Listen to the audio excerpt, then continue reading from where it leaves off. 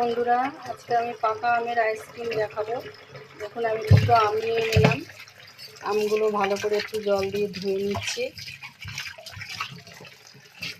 এই যে আমের অংশগুলো এইভাবে আটিগুলো বাদ দিয়ে দিয়েছি। এই অংশগুলো নিয়েছি। এবার আমের এগুলো এইভাবে করে নিতে হবে। তাহলে আমটাকে আমি ছাড়িয়ে নিয়েছি। এবার আমি মিক্সিতে ঘুরিয়ে নেব। দেখো, আমটাকে ঘোরানো হয়ে গেছে। এর মধ্যে আমি দিয়ে দেবো হাফ কাপ দুধ,